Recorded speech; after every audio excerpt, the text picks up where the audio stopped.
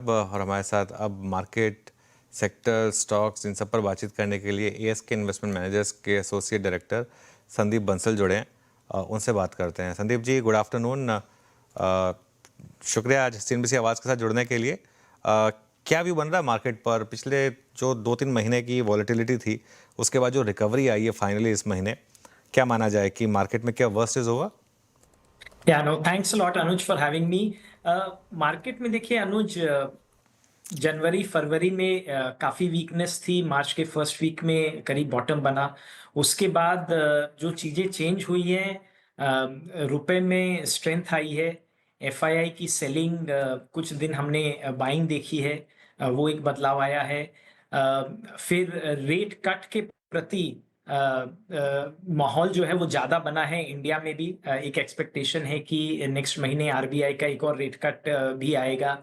तो मार्केट जो है एक ग्रोथ रिस्क की तरफ जहां मुड़ रहा है, तो वहां पे थोड़ी लिक्विडिटी कंडीशंस भी जो हैं वो ईज हुई हैं। फिस्कल और मॉनेटरी पॉलिसी दोनों ग्रोथ के प्रति सपोर्टिव हो गई हैं। अभी जो एक बड़ा रिस्क अनुज मार्केट में बना हुआ है वो है अराउंड टैरिफ्स कि 2 अप्रैल को क्या होगा। उससे रिलेटेड अनिश्चितता जो है वो बनी हुई है। फंडामेंटली अगर हम देखें तो इन 9 महीनों में निफ्टी की अर्निंग्स ग्रोथ करीब 4 से 5% रही है on a Y basis. Q4 में भी अर्निंग्स ग्रोथ की एक्सपेक्टेशन लगभग उसके आसपास ही है। पर management commentaries, growth outlook for next year, वो काफी इंपॉर्टेंट है। उसमें जो ग्रोथ का माहौल है वो लग रहा है कि इम्प्रूव होगा, बिकॉज गवर्नमेंट की स्पेंडिंग इम्प्रूव हो रही है। बजट में जो टैक्स कट्स दिए गए हैं उससे कंजम्पशन को एक बूस्ट मिलेगा। आरबीआई ने जो मैक्रो प्रूडेंशियल नॉर्म्स की ईजिंग करी है, that is also growth supportive. जो रेट कट्स हैं that is also will be helpful for growth. But the global environment जो है वो जो अनसर्टेन है, उसको तो हमें जैसे जैसे वो अनफोल्ड होगा वैसे डील करना पड़ेगा। नहीं, जैसे कि आपने कहा कि ग्लोबल मार्केट्स में जो अनसर्टिनिटी है और पॉलिसीज़ जिस प्रकार से टैरिफ्स जिस प्रकार से आपकी पॉलिसीज़ को प्रभावित करेंगे, किसी भी देश की, हमारी भी। अभी आप एग्जैक्टली यहाँ से आगे चलते हुए अपने पोर्टफोलियो में किसको ज़्यादा तवज्जो देना चाहेंगे, जिनका ग्लोबल मार्केट से सरोकार काफ़ी कम है? फॉर इंस्टेंस, चाहे वो फार्मा हो, चाहे वो आईटी हो या मेटल्स हो, आप क्या डोमेस्टिक पे ज़्यादा फोकस करना चाहेंगे यहाँ से आगे चलते हुए? For instance, I am just putting instance of FMCG. Price crack बहुत हो चुका है मेरे ख्याल से। अक्टूबर, नवंबर, दिसंबर, जनवरी, फरवरी, मार्च, 6 महीने में not a significant pull back. और सामने आपका रिजल्ट सीजन, सामने आपका मानसून खड़ा है। डोमेस्टिक और मतलब घरेलू इकोनॉमी से जुड़े जो सेक्टर्स हैं, उन पर आपका व्यू क्या है इस वक्त? वीरेंद्र जी, आपने अच्छा सवाल पूछा है। जो हमारे पोर्टफोलियोज हैं उनका कंस्ट्रक्शन कुछ ऐसा है कि डोमेस्टिक घरेलू इकोनॉमीज फोकस्ड जो स्टॉक्स हैं, उनका परसेंटेज और एक्सपोजर हमारे पोर्टफोलियोज में ज़्यादा है। ग्लोबल लिंकेजेस वाले जो सेक्टर्स हैं, उनका एक्सपोजर रिलेटिवली कम है। आईटी में बिकॉज ये एक अनसर्टेन एनवायरनमेंट है यूएस में, उसके कारण डिस्क्रेशनरी स्पेंडिंग वो थोड़ी सी इम्पैक्टेड रह सकती है। आईटी वैसे भी एक हाई ग्रोथ सेक्टर नहीं है, और बिकॉज ऑफ द इन्वायरमेंट हमें लगता है कि ग्रोथ में इम्पैक्ट आ सकती है। इसीलिए आईटी में हम उतने ज़्यादा एक्सपोज्ड नहीं हैं। जहाँ तक फार्मा की बात है, वहाँ हमारा व्यू पॉजिटिव ही है। फार्मा में इंडियन कंपनीज यूएस के जेनेरिक मार्केट का करीब 40% प्लस होल्ड करते हैं, और ये एक ऐसा स्पेस है जो एसेंशियल कैटेगरी में आता है। तो इस पे हमें लगता है कि टैरिफ्स का इम्पैक्ट हमारी समझ में उतना नहीं आना चाहिए। वैसे भी इंडिया यूएस में आने वाले कुछ महीनों में एक बायलैटरल ट्रेड एग्रीमेंट अनाउंस होगा, जिस पे ऑलरेडी काम चल रहा है। हमें लगता है कि इंडिया जो है वो रिलेटिवली अकोमोडेटिव बिहेवियर अपनाएगा। हम उतना रिटेलिएट नहीं कर रहे हैं। हम कुछ उनकी बात सुनेंगे और होपफुली वो हमारी कुछ बात सुनेंगे, एंड वी विल हम लोग को एक अच्छी ट्रेड डील की आशा है। तो ऐसे उसमें जो एसेंशियल सेक्टर्स हैं शायद उन पे उतना बड़ा इम्पैक्ट वैसे भी नहीं आना चाहिए। डोमेस्टिक सेक्टर्स में हमें डिस्क्रेशनरी कंजम्पशन अच्छा लगता है। इंफ्रास्ट्रक्चर मैन्युफैक्चरिंग ओरिएंटेड सेक्टर्स जो हैं उनमें भी एक अच्छा करेक्शन आया है। तो वो स्पेसेस भी हमें अच्छे लगते हैं। जी संदीप जी, गुड आफ्टरनून। श्रेया बात कर रही हूँ। आपने कहा कि ग्लोबल लिंकेज वाले सेक्टर से आपने थोड़ा एक्सपोजर हटाया भी, तो क्या ऑटो सेक्टर पे जिस तरीके से आज डेंट पड़ा है ग्लोबल नतीजों के बाद ग्लोबल क्यूज के बाद, तो वहाँ पे क्या आपने वेटेज अपना कम किया है?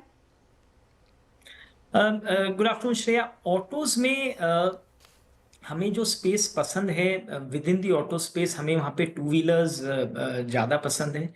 उन टू व्हीलर्स में भी हमारे पास जो एक्सपोजर है, जो हमें जो स्टॉक्स पसंद है उनमें वो ज़्यादा हैं जो डेवलप्ड मार्केट्स में उनकी उतनी एक्सपोर्ट्स नहीं है। तो उस हिसाब से वहाँ हमें लगता है कि ग्रोथ मेंटेन रहेगी। जो ऑटो का ओवरऑल स्पेस है वहाँ पे कुछ एंसिलरी कंपनीज हैं और टू व्हीलर ओरिएंटेड स्टॉक्स हैं। वहां पर क्या कुछ भी इम्पैक्ट नहीं होगा ये आज के दिन में कहना मुश्किल है। हो सकता है वहां पर भी कुछ इम्पैक्ट हो, पर वहां पर इम्पैक्ट उतना ज्यादा नहीं होगा हमारे हिसाब से। एटलीस्ट हम जो स्टॉक्स ओन करते हैं उनमें हमें ऐसा लगता है। और जैसे श्रेया अभी हमने डिस्कस किया, कुछ न कुछ एक ट्रेड नेगोशिएशन के जरिए इंडिया शायद एक वर्कआउट कर पाएगा कि जहां पे उतना बड़ा इम्पैक्ट शायद हमारी इकोनॉमी पे नहीं आए जितना बाकी इकोनॉमीज पे आएगा। भले ही हमारा ट्रेड टैरिफ डिफरेंशियल काफी है, पर यूएस को अगर कंज्यूम करना है तो कहीं ना कहीं से वो इंपोर्ट करेगा और शायद जो उसके बड़े ट्रेडिंग पार्टनर्स हैं उन पे ज्यादा इम्पैक्ट आए। हम जो हैं हम 10th लार्जेस्ट हैं, हम टॉप 3 में नहीं हैं। तो हमारे प्रति शायद उतनी उतनी ज्यादा टैरिफ्स का इम्पैक्ट शायद ना आए। मीनवाइल निफ्टी 23,575 तक गया 3 PM मूव में। एक बार निफ्टी का इंटर चार्ट लिख रही है वो देखिए, बहुत आपको इंटरेस्टिंग लगेगा। 3-4 मूव आ गए, 23,575 तक गया, फिर 23,604 तक गया, वापस 23,580 तक आया। ये प्योर एक्सपायरी गेम्स यहाँ पर प्ले आउट हो रहे हैं। खैर एनीवे, देखेंगे यहाँ पर किस तरीके के मूव आएंगे। संदीप, ये जो प्लेटफॉर्म स्टॉक्स हैं या न्यू एज स्टॉक्स हैं, इनमें आप पोजीशंस बना रहे हैं क्या आप? सो अनुज, प्लेटफॉर्म स्टॉक्स जो हैं वो काफी इंटरेस्टिंग हैं अगर हम एक ग्रोथ के नजरिए से देखें। भले ही आज के दिन में कंजम्पशन के प्रति थोड़ा सा, अर्बन कंजम्पशन के प्रति स्पेशली थोड़ा सा एक म्यूटेड या सबड्यूड माहौल बना हुआ है। भले ही रूरल साइड में हमें थोड़ी रिकवरी लग रही है। अर्बन कंजम्पशन में वेरियस क्वार्टर्स से सुनने में आ रहा है कि एक जो स्लो डाउन है वो हो सकता है एक क्वार्टर और चले। स्टॉक्स में हमने ऊपर से करेक्शन देखा है। हम इन स्पेस को स्टडी कर रहे हैं क्योंकि ग्रोथ के हिसाब से हमें लॉन्ग टर्म इनकी स्टोरीज काफी अच्छी लग रही हैं। वैल्यूएशंस जो हैं वो एक थोड़ा सा इन स्टॉक्स में चैलेंजिंग हो जाता है बिकॉज मार्जिन्स जो हैं वो थिन हैं और अभी भी इनके कुछ कुछ बिजनेसेस बिल्ड आउट फेज में हैं। तो बिल्ड आउट फेज में जहां इन्वेस्टमेंट्स की जरूरत होती है और जहां पे एक कंपटीशन बढ़ रहा है, तो इनकम्बेंट्स के अलावा कुछ अनलिस्टेड प्लेयर्स भी हैं वो हेविली इन्वेस्ट कर रहे हैं। कुछ एग्जिस्टिंग प्लेयर्स जो ऑफलाइन स्पेस में ऑपरेट करते हैं वो भी ऑनलाइन वाले इस क्षेत्र को इवैल्यूएट कर रहे हैं। तो कंपेटिटिव इंटेंसिटी के कारण क्या डिस्काउंटिंग का माहौल बढ़ सकता है जिसके कारण इनकी प्रॉफिटेबिलिटी या मार्जिन ट्रेजेक्टरी पे इम्पैक्ट आ जाए। तो वो सब चीज हम स्टडी कर रहे हैं और जब हमें लगेगा कि रिस्क रिवॉर्ड फेवरेबल है तब हम इन्हें अपने पोर्टफोलियोज में इंक्लूड करेंगे। ओके, अच्छा सर संदीप जी, मैं एक चीज़ और आपसे पूछूं। I mean again considering that same concept, domestic markets, domestic demand और हमारी बाइंग हैबिट्स, और उसके अंतर्गत मैं एक स्पेस और जिसमें शायद लोगों ने पैसा बनाया भी और पैसा हायर लेवल्स पे भी बना और सस्टेन रहा। आप देखिए हेल्थ केयर सेगमेंट में आप हॉस्पिटल स्टॉक्स को देखिए, whether it's Apollo, Max Health Care, then Fortis, Global Health, सब में पैसा बना और सस्टेन भी रहा। Even that collapse of October, November, December, January, February, March, कोई इम्पैक्ट नहीं था, सिग्निफिकेंट इम्पैक्ट नहीं था। इस स्पेस में आप लोगों का व्यू क्या है इस वक्त? तो हॉस्पिटल्स के स्पेस में वीरेंद्र क्या हुआ है कि जो एवरेज रेवेन्यू पर ऑपरेटिंग बेड है वहाँ पर लास्ट कुछ सालों में एक अच्छी बढ़त आई है और हॉस्पिटल्स का जो केपेक्स साइकिल था अब उन्होंने वापस इन्वेस्ट भी करना चालू कर दिया है इन ग्रोथ। हॉस्पिटल्स में आने वाले समय में भी हमें लगता है एक डिसेंट ग्रोथ ट्रेजेक्ट्री जो है वो मेंटेन रहेगी। हॉस्पिटल्स में हम पहले कुछ एक स्टॉक्स ओन करते थे जहां पर हमें वैल्यूएशन कंफर्ट लगता था, पर ये स्पेस में एक वैल्यूएशन रन अप एक अच्छा आया था अर्निंग्स ग्रोथ के साथ में, और अब हम इस स्पेस में from a valuation stand point उतने कंफर्टेबल नहीं हैं। जब अगर मार्केट में एक अपॉर्चुनिटी आएगी तो हम इसमें जरूर इन्वेस्ट करना चाहेंगे, क्योंकि लॉन्ग टर्म ग्रोथ प्रोस्पेक्ट्स के हिसाब से ये बहुत ही अच्छा स्पेस है। अर्निंग्स ग्रोथ भी स्ट्रक्चरल है, हाँ, पर वैल्यूएशंस जो हैं वो थोड़े से अब उतने कंफर्टेबल नहीं रहे हैं। ठीक है, तो हेल्थ केयर स्पेस के वैल्यूएशन थोड़े कंफर्टेबल नज़र नहीं आ रहे हैं आपको संदीप जी, लेकिन ये कैपिटल मार्केट स्टॉक्स काफ़ी चर्चा में है, अच्छी खासी तेज़ी इसमें भी देखी गई। इनफैक्ट आज के सेशन में ही देख लीजिए आप, BSE, M6, कैम सारे स्टॉक्स में रौनक है। यहाँ पर क्या व्यू रहेगा आपका? वेटेज बढ़ाया क्या आपने यहाँ पे?